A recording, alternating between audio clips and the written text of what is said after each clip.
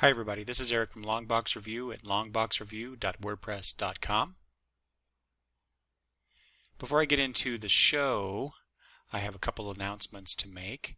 First of which is I was a guest on another podcast, the Heroes and Villains podcast, where we talked about Dick Grayson / Nightwing. So you should check that out. It's at heroesandvillains.libsyn.com. And so yeah, just check it out and let Bruce know how much you like his show. If you would please subscribe as well. I'll have the link in the show notes for those that would want to check it out. And you can also follow Bruce on his Twitter account if you'd like, and that is at HV Podcast. HV Podcast. Okay. Second announcement is that I have decided recently to switch my podcast host, and I'm starting to move everything over to Libsyn. So if you are subscribed to the Longbox Review podcast, thank you first of all. Second of all, you should update your RSS feed for the show, and that is longbox.libsyn.com/RSS. Now I'm doing both feeds concurrently for a while, but at a certain point I'm going to cut off the old feed and just stick with the longbox.libsyn.com/RSS feed. Everything, if you subscribe through iTunes, everything should still work through that, I'm hoping, but just in case something doesn't go right, I wanted to let you know about the new feed. So there you go.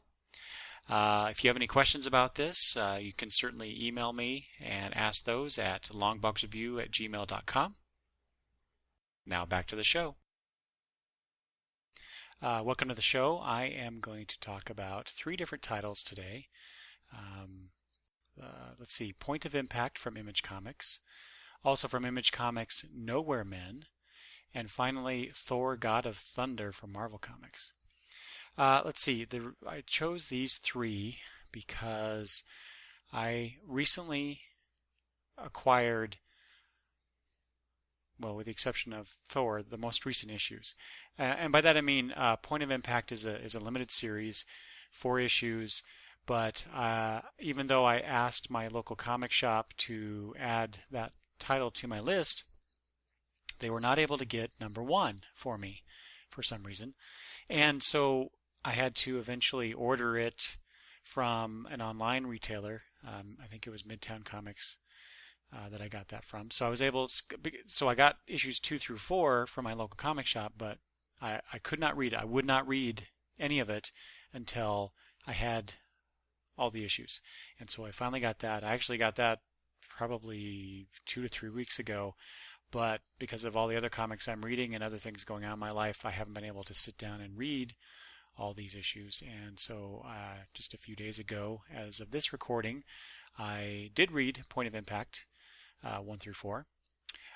Similarly, Nowhere Men, I did not pre-order that, even though I was intrigued by the solicitation copy that I read. But I kept hearing, by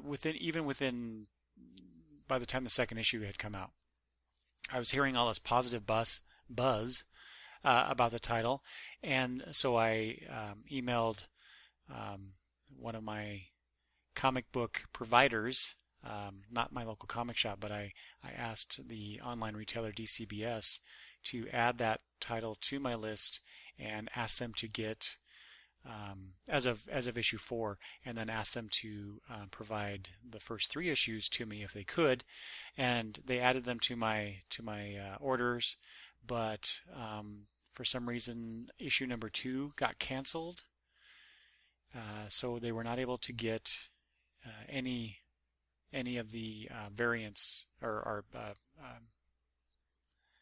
later publications, later editions. So anyway, so I, again, like I did with Point of Impact, I got issue number 2 I think it's a second or third printing of issue number 2. So that way I was able to finally get that last piece of the puzzle, so to speak, with No More Men, and was able to read the first 4 issues of that. And then, let's see, yes, 4 issues of that. And then just the other day, I decided, again, because of the positive feedback I had been hearing and reading about, I decided to stop in at my local Hastings to see if they actually had all of the recent issues, or all of the issues so far coming out for Thor, for Thor, God of Thunder. And they had every issue but 7. And issue number 8, the one issue of number 8 that they had was kind of beat up a little bit. I think too many people had been pawing it.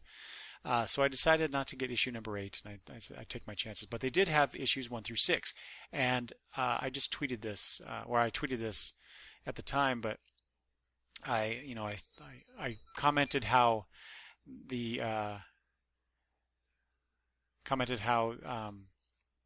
I bought these issues at cover price, $3.99, and wondered aloud, so to speak, if Thor: God of Thunder was worth $3.99. Well, so you'll have to stick around for that to find out if that's true or not. So let's get started. These 3 titles. So let's start with Point of Impact. This is by Jay Faerber, who's the writer, and Corey, I think it's pronounced Corey. It's Koray, but I'm pretty sure that you would say that as Corey Coronel. That's the artist. It's a black and white comic, 4-issue limited series. I enjoyed it for the most part. It's a murder mystery. You might think that since it's a black and white murder mystery that it might be more or less a noir tale. It is not. It is actually quite a pedestrian murder mystery involving the deceased, Nicole, who happens to be the wife of one of the main characters here, Mitch, who is a reporter for a newspaper, and he basically tells his boss that once he finds out that his wife is dead, that he's going to pursue the story anyway, even though he shouldn't. That classic tale of cops and reporters doing things that they should not be doing when it's a personal thing, but it's personal, so they got to do it. And I'm making fun of that trope, not necessarily of the depiction in this comic. Also involved is a character called Boone, Patrick Boone, who happens to be Nicole's lover, as we find out fairly quickly on in the story. So, and I probably will be talking about some of the stuff in depth. So if you haven't read it, there might be some spoilers, but I'll try to keep that to a minimum in case you want to pick this up. And in fact, you can pick or at least I think you could pre-order the trade paperback of Point of Impact. Which I kind of wish I had done. I wish I'd waited now, all these months later, just to get the trade paperback on this 4-issue limited series instead of doing what I did. But that being said, like I said, it's a Point of Impact is which is an interesting title. I'll start with that because it's pretty blatant in that Nicole gets thrown off a roof and she lands on the top of a car. So there's your point of impact. Other than that, I can't really think what else in this story has to do with the title. So, but everything stems from that. So from that point of impact, that murder, the story unfolds and you find out why exactly it goes on. It involves a corporation who is releasing a product that probably they shouldn't, and that's how Nicole gets involved. I won't say exactly how. Boone decides that he's going to figure out what happened there, and he does his own investigation. So the story really follows Boone and Mitch's investigation of this, and it also follows the pair of cops that are investigating the murder as well. And it turns out Wait, I just figured out what this other point of impact is. Um, so the one of the cops, the female cop of the story, knows Nicole as well, but not in any real sense. It's just that they have a class together. I think some sort of exercise class, I believe it was. So when the cop sees who the deceased is, she immediately recognizes her, and then stays, even though she shouldn't be on the case.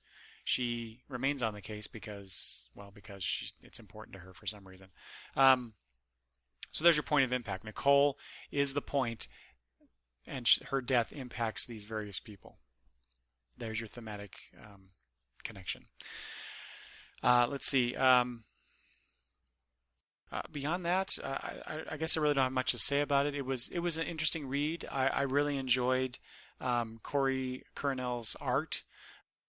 There's a lot of use of black in this, not necessarily like big black thick lines in the artwork, but just a lot of blackness on the page, a lot of shadow, and a lot of it is used to affect, to have some sort of emotional impact to the scene. But otherwise, it's just using black and white. It's a black and white comic, so that's what you have to use. I kind of got the sense that if this was printed on perhaps not so glossy paper, that effect would be used a little bit better to more effect. Maybe, I don't know. I'm thinking of the paper quality that's in the Fairest title, which is not a glossy stock. That might have, I don't know, contributed to the noirish quality of this book. But again, it's not presented as a noir tale, but just the look and feel of it could be enhanced by that, I suppose. Just random thought there. Let's see. Like I said, I enjoyed it for the most part. So if you find that intriguing, you can check that out. Next up, Nowhere Man from Image Comics. This is by Eric Stevenson's the writer. Nate Bellegarde is the artist, and Jordi Belair is the colorist. What an interesting book. Like I said, this is a book that I just heard some buzz about and decided I should check this out. And like I said, I got 4 issues, pre-ordered number 5, and I hadn't read it yet. So I thought, since I'm already 5 issues in as far as ordering, I should probably check out the title and see if I really want to continue with it. And I'm glad I did. And I'm sort of mad at myself for waiting so long to pick this up and read it, because this is a wild ride. This is fun. This is interesting. Visually, it's got some great stuff. It's got it kind of follows along, kind of like in Watchmen, where you had book excerpts and other bits, extra text bits. There's some of that in here. There's mock advertisements, so magazine interviews featuring these characters in this world. It's just lots of fun. You may have heard the tagline and may have bought the T-shirt, and I kind of wish I had ordered that now, but we'll see if those are offered in some future previews and I can order it. But science is the new rock and roll, so that's the tagline, and I can see that very much. So what this comic is about so far are these 4 guys, these 4 scientists. I don't know if it was actually referred to in the series yet, but I think of them as the Fab Four of science, and that's Dade Ellis, Simon Grimshaw, Emerson Strange, and Thomas Walker.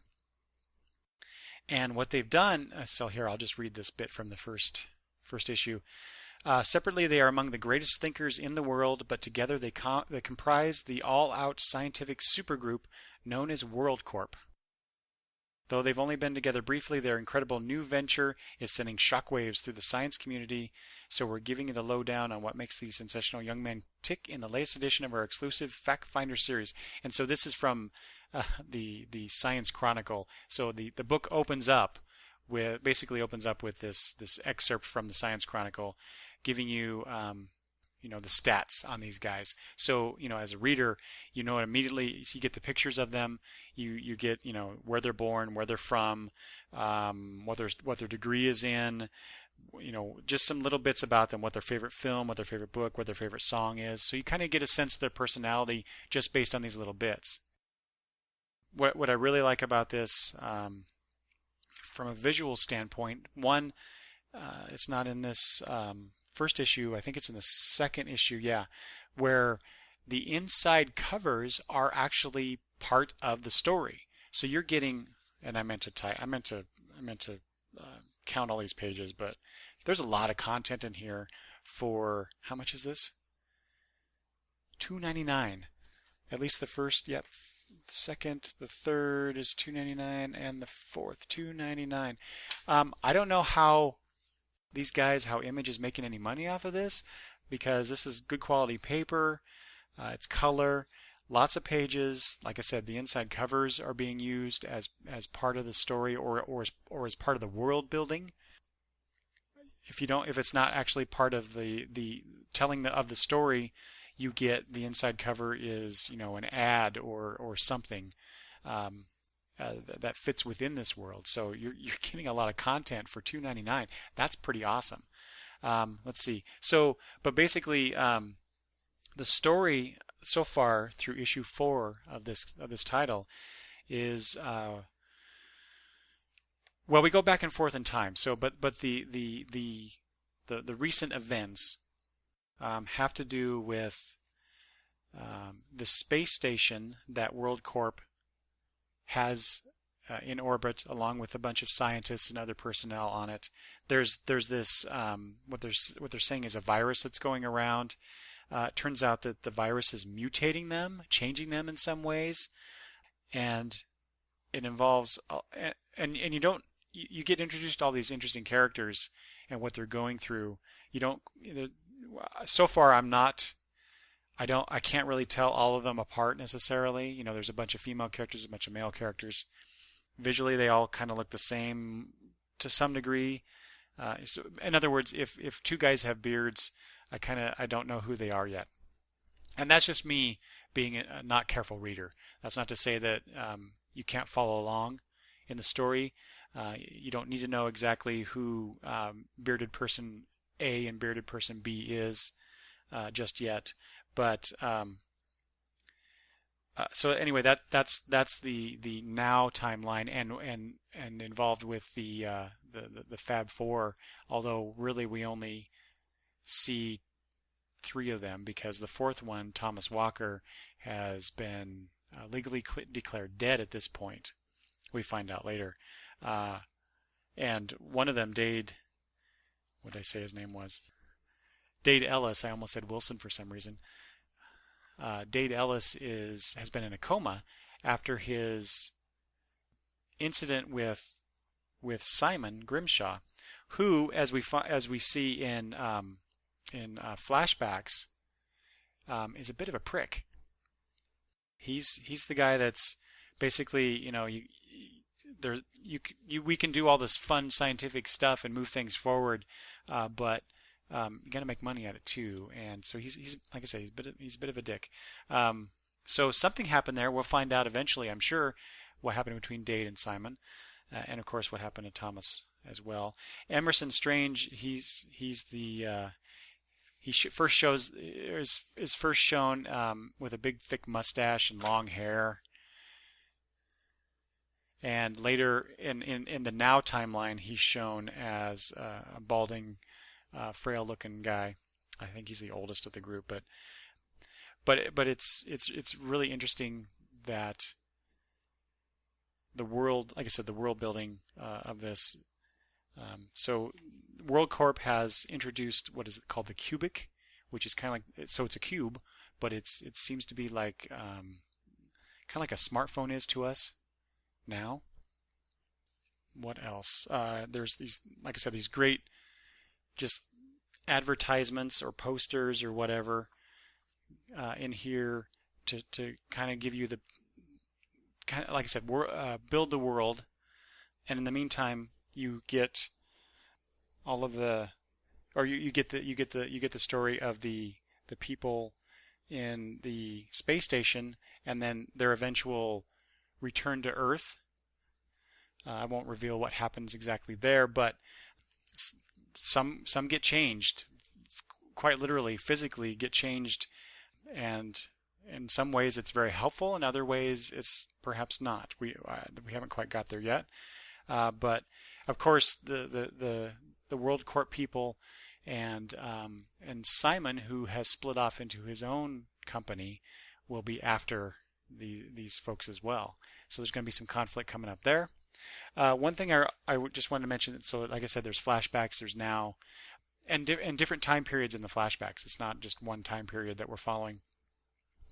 But I like what Eric Stevenson is doing in terms of writing, because we're not being told, explicitly, this is. I mean, in the first issue they kind of did that. Some years ago it says, and then it says now. But in later issues, we don't get that. It's just we get it from the context of what we're reading, and I really like that. I really appreciate that. I don't necessarily need to be told, everything about what's going on in the plot or the setting or whatever by the writer. So I really appreciate that he's doing that. The other thing I wanted to mention about this is that, and oh wait, first let me talk about the art, the Nate Bellegarde art. Very clean, very easy. It kind of reminds me of stuff I've read in Invincible. It's kind of similar to that style to some degree. Sort of like a little bit like Danger Club too, in one sense in my mind. And that's just my opinion. I'm not an art guy. I just look at it and know, or make connections based on what I'm reading. But what's really interesting is to compare this, to me anyway, to compare this to Jonathan Hickman's Manhattan Projects. That's also, I believe, by Image as well, where it's about a bunch of, I want to say mad scientists, but they're not, not the typical mad scientists, but just, science, crazy science stuff. But it's set, of course, during the World War II era. But to me, it has a lot of similarities in terms of the crazy science that's in it, and the crazy personalities. They're not at all the same people, of course, but it's really interesting to me that Image is putting out two books that are somewhat similar, I guess. Of course, you could say that about any of the superhero comics put out by anybody, right? But it's just, I thought that was an interesting comparison, and maybe I should do a more in-depth look at that kind of stuff and really tell if the books really are that similar, or is it just this surface similarity. All right. Yeah, I think that's it on that one. Good book. Pick it up. I highly recommend this. It's like, if you like the crazy science stuff with an interesting plot and interesting character development starting here, I think. All right, next up is Thor, God of Thunder. And this is by Jason Aaron is the writer, Esad Ribic as the artist, Dean White is the colorist, Joe Sabino doing letters. Okay, so like I said, I've been hearing good things about it. Travis and I talked on our Marvel Now review about it. He's been reading it. I did not pick it up, and I kind of regretted that based on his and others' feedback. So like I said, I went to my local Hastings and grabbed the first 6 issues. And wow, now, okay, so the question I asked is it worth $3.99? Pretty close. Pretty damn close. So normally the books that I get from DCBS, I get them mostly 40% off. So what's that? That's a $3.99 book. I think that's $2.39. It's well worth that. I'll give you that. And it may be even worth, that my local comic shop gives me 10% off on titles that I subscribe to, and I think I would be happy with that as well. It's just really good. You get this whole aspect of following a storyline in different timelines, So you get younger Thor in the late 400s, and then you get modern day Thor, and then you get future Thor, future old Thor, you know, way in the future when all of the Norse gods, the Asgardians, are dead except for him. And this first storyline that Jason Aaron has come up with is that Thor is battling through these different timelines. He's battling this god killer Gore, which I thought the name was a bit too on the nose, but especially considering the origin story in issue, I believe it was 6, that was told.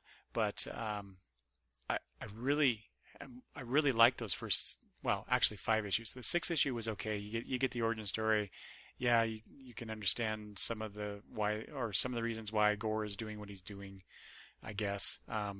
But those first 5 issues where Thor is encountering Gore for the first time, and then realizing in the modern day era, that Gore is still doing what he's doing, even though Thor thought he had taken care of this issue centuries ago.